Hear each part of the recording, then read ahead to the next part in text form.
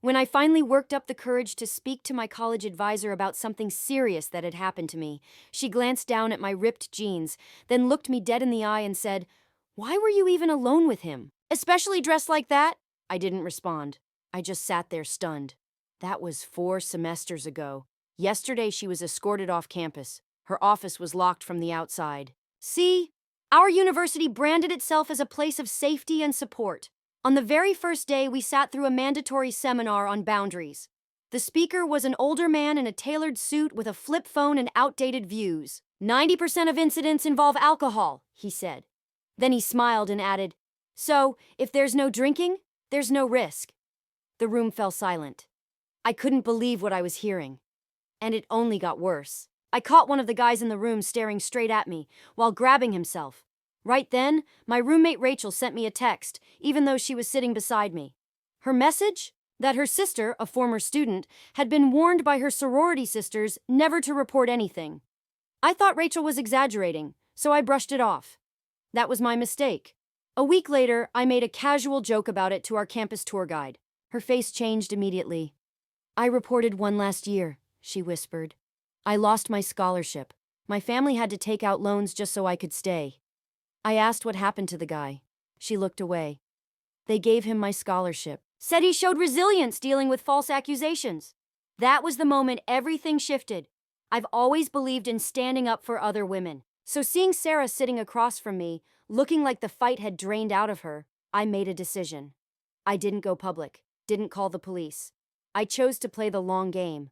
For 2 semesters, I lived like a ghost. No parties, no posts, no dating. Just workouts, study groups, and clean living. I scrubbed most of my online presence and followed every rule. But in the end, it didn't matter. Because one afternoon at a study session, it was just me and Jake, the guy I'd tried to avoid. I sat next to him politely but kept my eyes on the floor. He still spoke.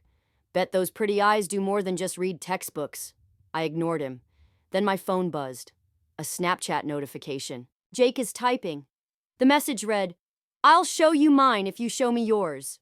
When I looked up, he had this smug little grin like he thought he was charming. A few minutes later, I was staring at something I never asked for. I broke down in tears. Couldn't breathe.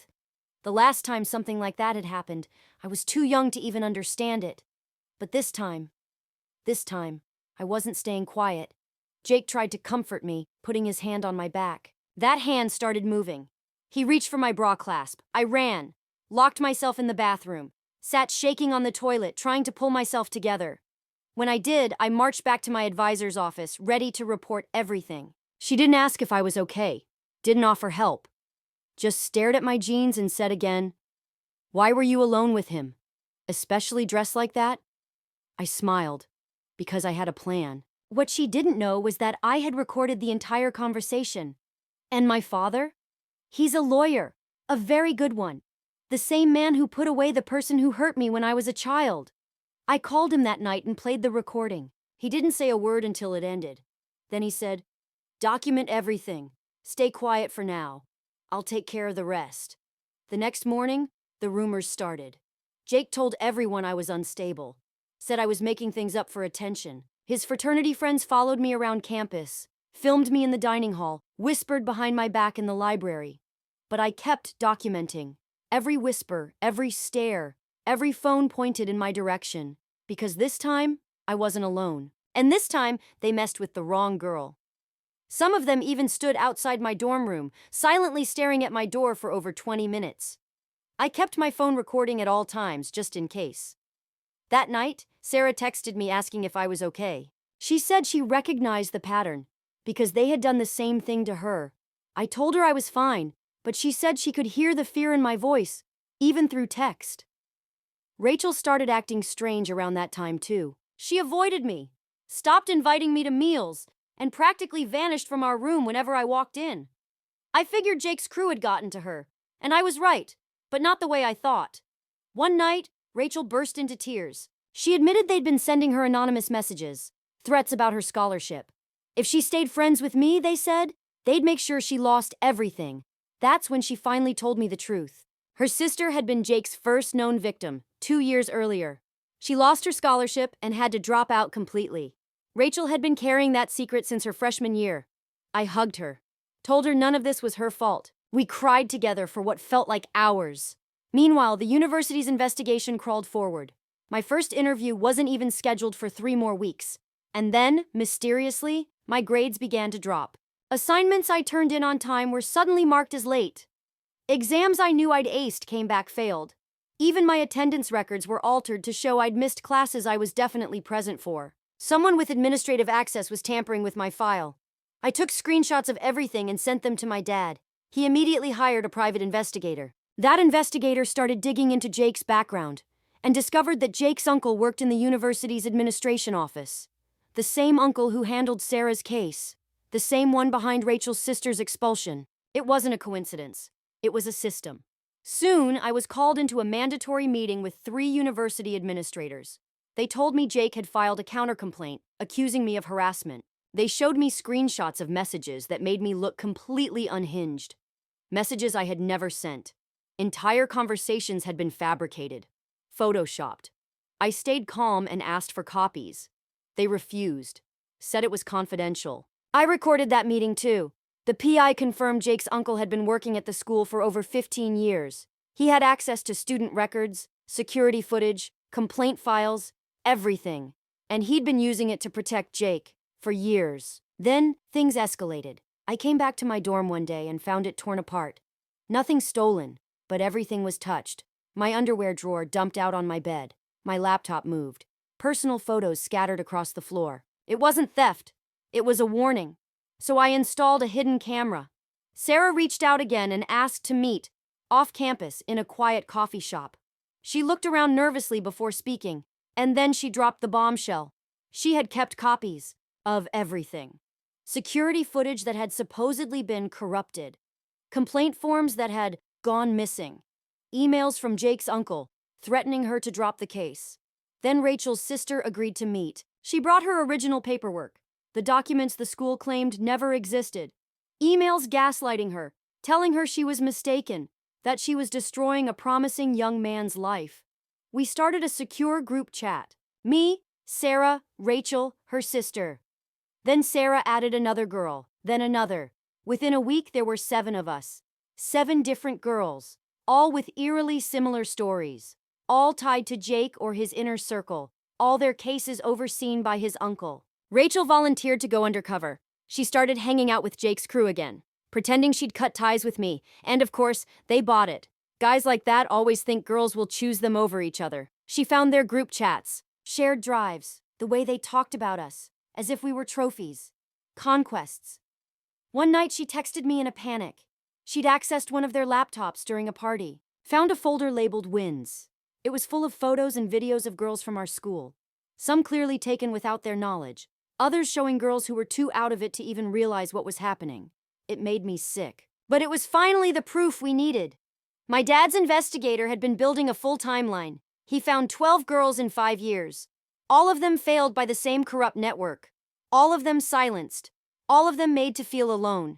Jake, meanwhile, got bolder. He'd show up wherever I was, just close enough to make me feel unsafe. He'd smirk, whisper things under his breath, tell me I was wasting my time, that no one would believe me. Then his uncle called me into another meeting. Said my grades were slipping. Maybe I should consider transferring. That this school might not be the right environment for me. I smiled, I nodded, and I recorded every word. Because they had no idea what was coming next. We were getting braver. For the first time, all 7 of us met face to face at Sarah's apartment. We brought notes, screenshots, messages, shared stories, shared tears, shared relief. Some had been carrying their pain for years, quietly, thinking no one would believe them. That night changed everything. We weren't alone anymore. Meanwhile, Rachel kept feeding us intel from inside. Jake's group was planning something big at an upcoming party, joking about fresh meat and teaching the uptight girls a lesson. Rachel recorded everything, and we knew we couldn't wait any longer. My dad had been quietly building a rock-solid case with his legal team, but he told me one thing was still missing. We needed a confession. Something that connected Jake and his uncle directly. Something that proved the pattern wasn't a coincidence. It sounded impossible. Guys like Jake never confess. They laugh, they deny, they play victim. But I had a plan. Jake's weakness had always been his ego. He loved talking about himself, about his wins, his power, his connections. So I set a trap. I asked to meet him. 3rd floor of the library, back corner, the same place where all of this had started 3 months earlier. I got there early, chose a table with good acoustics, tested my recording app until I was sure it wouldn't fail. A small red light blinked steadily on my phone. Then I waited. He showed up late, of course, probably thought it gave him the upper hand. He wore his usual uniform, khakis, boat shoes, and that navy polo with his fraternity logo stitched on the chest. He sat across from me with that signature smirk, the one that used to make my skin crawl. Now it only fueled me. I kept my voice calm, rehearsed every word, told him I was thinking of dropping my complaint, said I was tired of the stress, that it was affecting my grades, that I just wanted to move on. He leaned back, relaxed, grinning like he'd already won. Started praising me for being smart, for doing the right thing, said it was better for everyone. Then I played innocent, tilted my head, widened my eyes, asked him why the university had protected him so quickly, why no one ever really investigated anything. That was all it took. He lit up, started bragging about his uncle, the dean of student affairs. Said his uncle had cleaned up problems like this before. Said the system was built to protect guys like him. He used air quotes when he said misunderstandings, like Sarah, like Rachel's sister, like the other girls whose names I didn't recognize. Jessica, Maria, Ashley. Girls who disappeared from campus mid-semester without explanation. He talked like he was reminiscing about old teammates, not survivors, not lives. Rachel was at another table nearby, pretending to study for organic chemistry. Her laptop camera aimed at us the entire time. She'd been embedded with them for weeks now, pretending to laugh at their jokes, play along, and gain their trust. They never suspected a thing. Jake leaned in closer. I could smell that expensive, overpowering cologne. His breath reeked of caffeine and entitlement. He whispered that I was lucky, that most girls didn't get a chance to walk away, that I should be grateful, that his uncle usually made things harder for troublemakers. Then he made the mistake. He pulled out his phone, a sleek, brand-new model in a designer case. "Let me show you something," he said, like he was offering advice, "so you'll understand what you're up against." He opened a shared drive, the same one Rachel had warned us about. They called it the trophy room. I kept my face still, but inside I was crumbling. He scrolled through folder after folder, each named after a girl. Some I knew, some I didn't. Every folder was filled with stolen images, screenshots of private messages, even class schedules and home addresses. He opened one. Melissa 209. A girl from last year. Her photos, her messages, her life, documented without her knowledge. I kept my hands under the table, clenching them together so he wouldn't see them shake. "How many girls are in there?" I asked. He laughed, said he'd stopped counting after 50. Said his uncle helped them organize everything. Jake told me they kept everything, just in case any girl ever tried to make trouble. They had years of content, an archive of leverage, and they believed no one could touch them because their family had donated millions to the school. While he was busy bragging, Rachel quietly captured everything on her phone. Screenshots, a perfect image of the drive on his screen. We had him, almost, but I needed one more piece, the final thread that tied it all together. I asked him directly about what happened that day in the study room. Told him I wanted to understand what I'd done wrong so I wouldn't repeat the mistake. That's when the mask dropped. The smirk vanished. The charm disappeared. What was left was cold. He told me I hadn't done anything wrong. He had. And that he knew exactly what he was doing. That he wanted to test me. To see if I was as untouchable as I pretended to be. He said girls like me needed to be shown how the real world works. That I should be grateful he only showed me things instead of taking what he wanted. I kept my face still and said, "Thank you for being so honest. Now I understand." Then I stood up to leave. As I passed him, he grabbed my wrist. Not hard enough to bruise, but tight enough to send a message.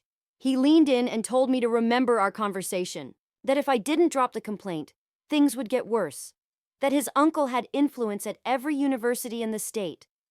I pulled away calmly. Didn't run. Didn't look back. Just walked out, step by step, every inch of me screaming to get away. Rachel packed up a few minutes later, made it look casual, like she was just done studying. We met in the bathroom and collapsed into each other's arms, both of us shaking. But we knew. We had everything now. That night, our group chat lit up. Word spread fast. Sarah cried when she heard her name on the recording. Rachel's sister threw up when she found out about the folders. Her name, listed like a prize. But we weren't victims anymore. We were ready. My dad flew in the next morning on a red-eye from Seattle. He listened to every recording in my dorm room. Face unreadable. Took notes, asked questions. Then he booked a hotel conference room and met with each girl, one by one. He didn't just want our evidence, he wanted our voices. Because this wasn't just a case. It was a pattern, and we were going to make sure no one could ignore it. Jake must have sensed something. He started acting paranoid. Accused Rachel, loudly, of spying. She played it off flawlessly. Said I was jealous and spreading lies, that she'd never betray him. She even cried on cue. They believed every word. Of course they did. They couldn't imagine a girl being better at lying than they were. A few days later, Jake's uncle summoned me for another meeting. This time, the mask was off. He didn't pretend to care, just said it outright. If I kept pushing this, I'd regret it. Said I'd never get into grad school. That no one would touch my resume once he was done with it. He listed research labs, schools, companies, claiming to have friends at all of them. I smiled, thanked him for his advice, watched his face go red with frustration. Then, it got worse. I found a dead rat outside my dorm, a bird the next day, both with notes that said, "You're next." My car tires were slashed twice. Conveniently, the cameras weren't working. Fake social accounts started spreading lies, saying I slept with professors for grades. Old photos of me were posted online with captions so twisted it made me nauseous. They were trying to destroy me. But something had changed. I wasn't alone anymore. We built a network without even needing to say the words. We walked each other to class, ate in groups, studied in public, always near exits. Sarah taught us self-defense in her living room. Rachel's sister shared strategies from therapy. We supported each other, protected each other. And for the first time, we felt stronger than the people trying to break us. That Friday afternoon, my dad's legal team filed the official complaint.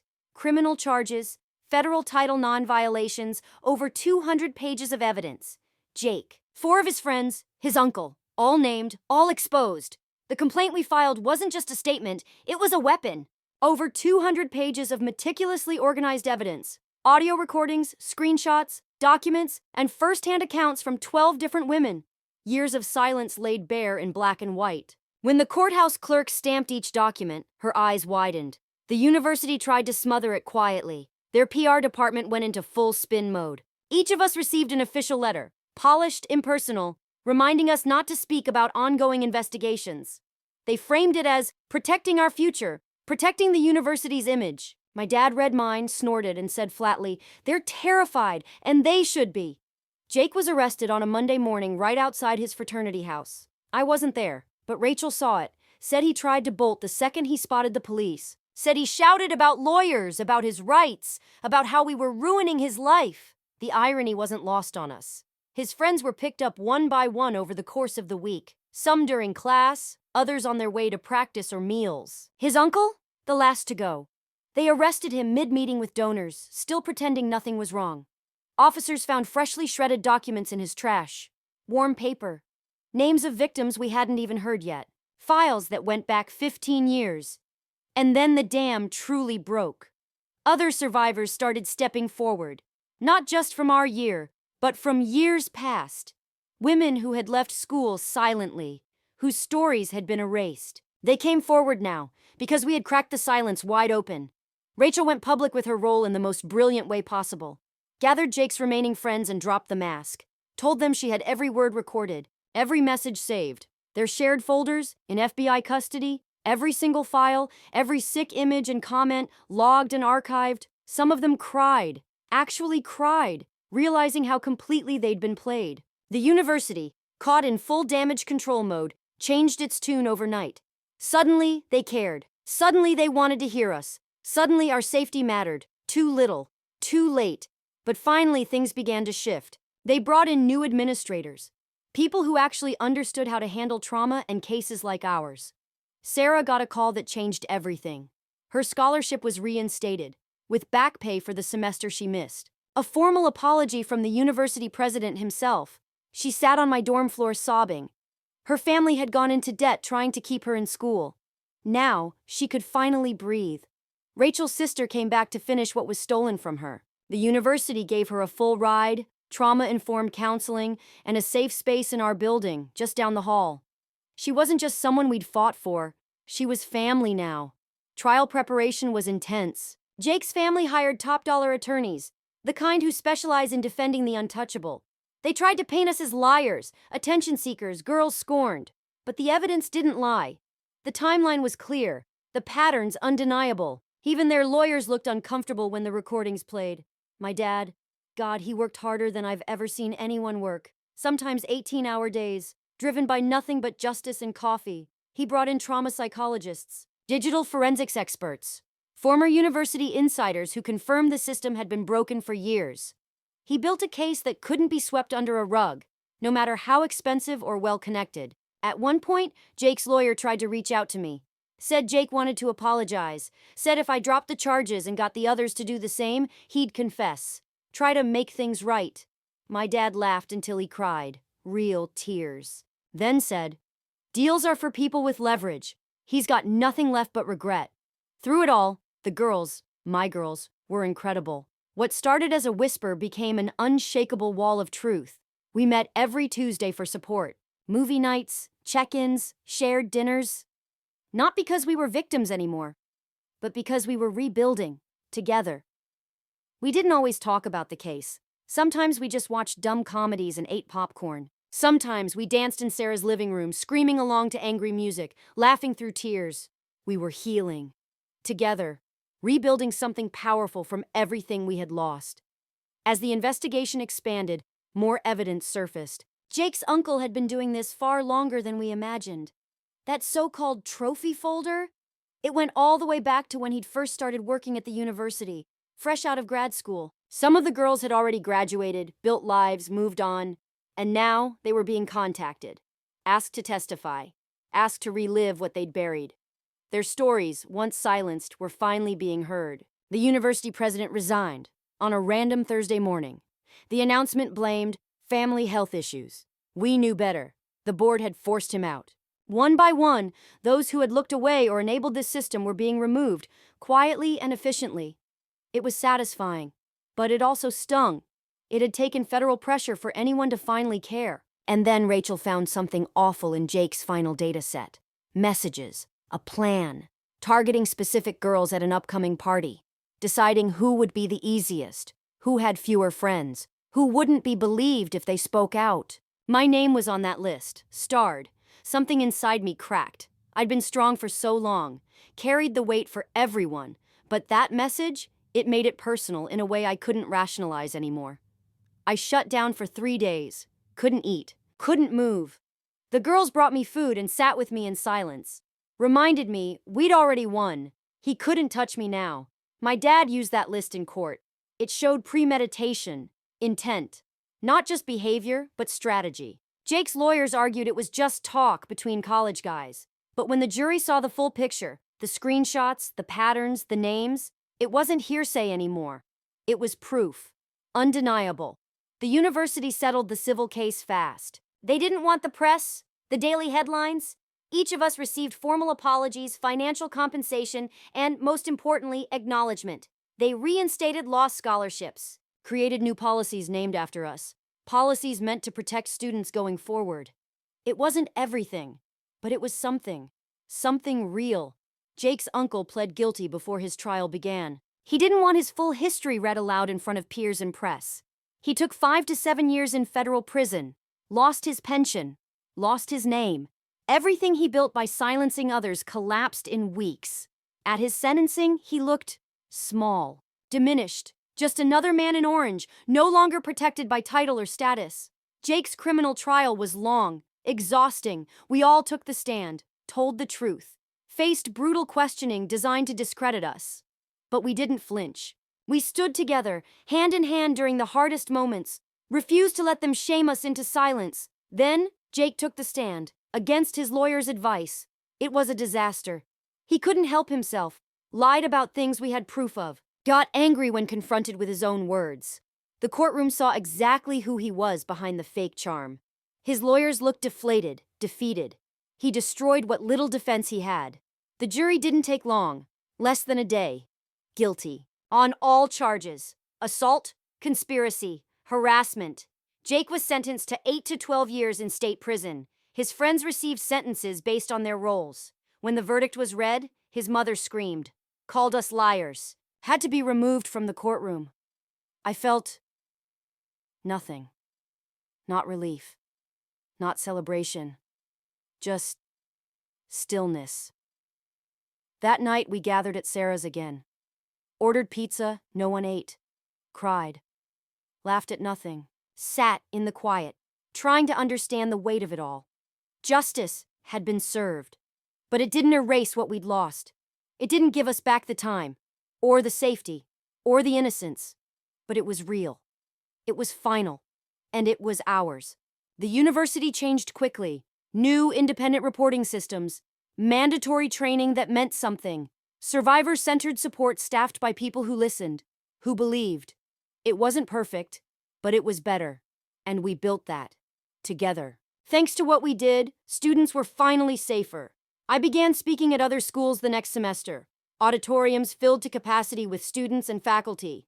I told our story, not to scare, but to warn. I talked about the signs no one had noticed, about trusting your instincts when something feels off, about choosing solidarity over silence, about documenting everything because memory fades, but receipts don't. And most of all, I told them, don't stop. Even when the system fails you, even when you're tired, don't stop. My dad came to every event he could. After one speech, he hugged me and said quietly, "You're stronger than I ever imagined." Sarah graduated that spring, top of her class. Her commencement speech was about resilience, about the strength found in community, and what it means to stand your ground when everyone tells you to stay quiet. She got a 5-minute standing ovation. And in the audience, there was one empty chair where Jake would have sat. That said everything. Rachel's sister returned to school, finished her degree. When she walked across that stage, her family stood crying, proud and overwhelmed. Rachel sat next to me holding my hand. We cried too, because she'd made it, because nothing, not even what happened in that dark room, could destroy her. Our group stayed close even after graduation, the kind of bond you don't form in normal circumstances. We'd seen each other shattered, scared, furious, and still chose to stay. We weren't just survivors, we were sisters, warriors, and the ripple kept going. Other universities launched their own investigations. More cover-ups unraveled. More administrators lost their jobs. More women stepped forward and were finally believed. We hadn't just exposed one predator. We'd made it harder for any of them to hide again. I still have flashbacks. Still wake up sweating from dreams I can't explain. Still feel uneasy in small, windowless rooms. But I also feel something else. Pride. Pride in what we did, in who we became, in the girls we protected by refusing to stay quiet. Jake will eventually get out on parole. So will his uncle. But their names will follow them. They'll carry that label forever. Limited in where they can work, where they can live. Not enough to match what they did, but at least it's something that sticks. Last year, the university installed a plaque in the library, right where Jake first cornered me. It talks about respect, consent, resources for students in need. It encourages action, belief, courage. I like to imagine Jake seeing it someday when he walks past.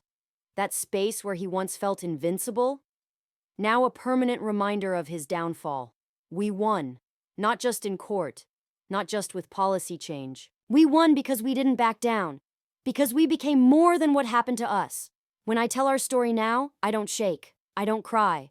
I stand tall, and I speak with pride in who we were and who we are. A few weeks after the trial, life began to feel somewhat normal again. Classes, meals, sleep without waking in panic. We still met up twice a week at Sarah's place. We'd order takeout, watch trashy reality TV, and not talk about the trial. We just existed, together, in peace.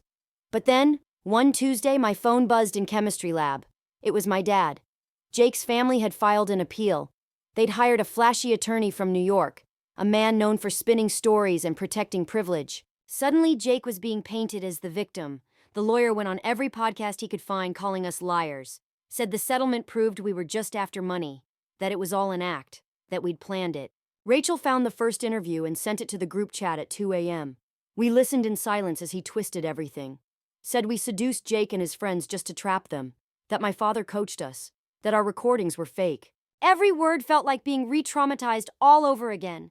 Sarah wanted to fight back, wanted to go public, do interviews, tell the truth. But my dad said no.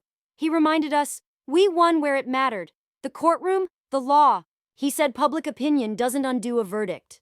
And he was right. But that didn't make it easier. The appeal brought more questions, more depositions, more lawyers combing through our old social media, our dating histories, our freshman year party photos, trying to find flaws, loopholes. Then came the messages, some supportive, most not. People somehow found my private Instagram, my number, my email. I'd get calls at 3 a.m., whispers, threats, breathing on the other end, saying I ruined a man's life, that they knew where I lived.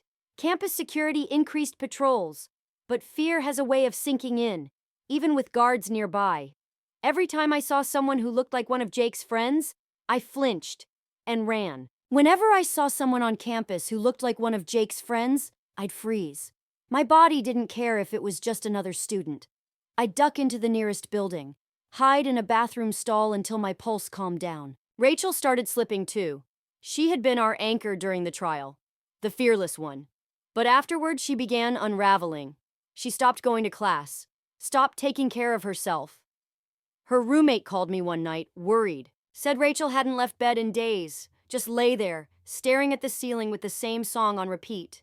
We staged our own kind of intervention, showed up at her dorm with snacks, candles, noise-canceling headphones, anything that reminded her she was loved.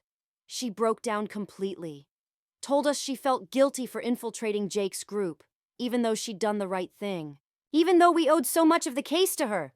She said she felt like a traitor, that maybe she was just as bad. She wasn't, and we told her that, again and again. Sarah's family started getting harassed too. Her little sister was bullied at school. Kids saying her sister was a liar, just doing it for attention. Her parents begged her to transfer, start over somewhere fresh. But Sarah refused to disappear. She stood her ground. The university, on the other hand, started fading away. Phone calls went unanswered. Promises about new policies were quietly abandoned. The independent reporting system was understaffed. The trauma counselor they'd hired left after a month. And I was falling behind. I'd been pre-med since freshman year, had a 3.9 GPA before all of this. Now I was barely scraping by. My advisor gently suggested taking time off, but I couldn't, not after everything. I wasn't going to let them win by disappearing. Then I found out Jake's uncle had been transferred to a minimum security facility, a prison with tennis courts and gardening classes. His lawyer argued he wasn't a physical threat, just a white-collar offender. The judge agreed. It made my skin crawl. But then, something shifted. A real journalist contacted us through my dad, not some influencer chasing a trending headline. This woman had decades of experience. She'd exposed corporate abuse rings, trafficking networks, real darkness. She'd been following our case quietly, fact-checking everything, and now she was ready to write. We met her in a diner off campus. She was in her 50s, kind eyes, blunt voice, notebook full of names and notes. She didn't want clickbait. She wanted the truth. We agreed to work with her. She interviewed each of us, separately, respectfully. She cross-checked every document, dug into financial records, found links between Jake's family and the university none of us had seen. They'd been donating to specific departments and individuals for decades, conveniently, right after each scandal. Jake's older brother had similar allegations in high school. Quietly handled, quietly buried. The article dropped on a Monday, front page. Within hours, it was everywhere. The cover-ups, the money trails, the victims, the silence. All of it laid out in crisp, verified detail. It wasn't just our story anymore. It was evidence of a system built to protect the powerful and discard the vulnerable. Jake's PR team vanished overnight. Their lawyer went silent. The appeal stalled. The firm representing them dropped them as clients. And the dominoes kept falling. More women came forward, from Jake's high school, from his brother's fraternity, other campuses, same patterns, same names. The university board called an emergency session. This time they couldn't hide behind policy or press statements. Alumni threatened to pull donations. Parents threatened to pull enrollment. They had to act. 3 more administrators were fired. A real investigation was launched. Outside experts were hired to rebuild the reporting system from the ground up. Real money, finally, was directed towards supporting survivors. It was what they should have done years ago. Rachel got better after that. Not overnight. But the truth helped. Seeing it printed, undeniable, it grounded her. She started going to therapy, taking her meds, slowly coming back to life. Still healing, but healing with purpose. Sarah got into her dream grad program. Full scholarship, public policy. She wants to rewrite the rules, to make what happened to us impossible for the next generation. Her little sister wrote her college application essay about growing up with a hero. We all cried when she read it aloud. And me? I retook organic chemistry that summer. Pulled my GPA back up. Not to what it was before, but high enough. My med school applications are back on track. I started writing about overcoming adversity, about fighting for justice. Some schools rejected me. Others saw resilience where others saw damage. They saw strength. Jake's appeal was officially denied. His high-profile lawyer dropped the case. Even his family stopped visiting. They couldn't pretend anymore. There were no more excuses. No more connections to save him. He was left alone, with consequences he couldn't outrun. He would serve every day of his sentence. And while he faded into silence, we grew louder. More universities reached out. They asked us to share our story, to help reform their systems, to teach administrators what red flags actually look like. So we formed something, part support, part consulting, reviewed policies, trained leadership, turned our trauma into something useful. The nightmares faded, slowly. Therapy helped, time helped, but more than anything, we helped each other. We texted about nonsense again. Bad dates, annoying professors, memes that made us laugh out loud. We complained about reading lists, group projects, sleep deprivation, normal things. After everything, those normal things felt like gifts. Rachel's sister graduated with a degree in social work. She took a job at a crisis center. She told us she'd chosen that path because of us, because she wanted to be the person she once needed. She wanted no survivor to ever feel alone again. One day I ran into one of Jake's old friends at a cafe. He saw me, froze, and left his drink behind. Didn't say a word, just walked out. It was a small moment, but it meant everything. They'd all transferred after the article dropped. Couldn't handle the weight of being known. And the evidence from that trophy folder, what they thought was hidden, led to national investigations. The FBI uncovered similar groups at other schools. A whole underground network of entitlement and secrecy. And our case was the match that lit it all up. My dad framed the newspaper headline, hung it in his office. He said it was the case he was most proud of. Not because we won in court, but because we changed something. For real. Because we protected people we might never even meet. Sarah started dating again, a guy from her stats class. She was terrified at first, waiting for the other shoe to drop, but he was patient, gentle, kind. He showed her that good men do exist. We all went to Rachel's graduation together. We cheered loud, embarrassingly loud. Her parents cried, her sister cried, we cried too. She'd come so close to giving up so many times, but she made it. Graduated with honors. She's now working toward her doctorate in psychology. The university built a memorial garden in our honor, a quiet space with benches and plaques. It was surreal seeing our pain carved into bronze. But students sit there. They read. They remember. That mattered. Jake wrote me a letter once. From prison. My dad intercepted it. Asked if I wanted to read it. I said no. Whatever he had to say didn't matter. His words had no weight anymore. My dad shredded the letter. Said it was probably just another manipulation. I didn't argue. Instead, we took a portion of our settlement and started a scholarship fund. For students who've experienced what we did, who need help staying in school, the university matched it. Every year it grows, and every year more students stay because of it. That's real. I eventually got into medical school. Not my first choice, but a good one. I'm specializing in trauma-informed care. I want to be the kind of doctor I once needed. Someone who doesn't just treat pain, but understands where it comes from. 5 years passed. Quietly. We met up for dinner. No one mentioned the date. We talked about work, life, family. It was part of us, yes, but it no longer defined us. Jake's uncle died in prison. Heart attack. He was 55. Jake wasn't allowed to attend the funeral. His family didn't want him there. They changed their last name, disowned him completely. The changes we sparked at our university became a national model. Federal guidelines were updated. Training programs launched. The system still isn't perfect, but it's better. Sarah works in DC now, writing policy. Rachel is a trauma therapist, helping others find their voice. Her sister runs a nonprofit that supports campus survivors. And me? I walk past that library sometimes, past the plaque, the place where it all began. Students sit near it now, headphones in, typing papers. Oblivious. And that's okay. They're safe. Because we weren't. Because we fought. Because we won. And that's enough for me.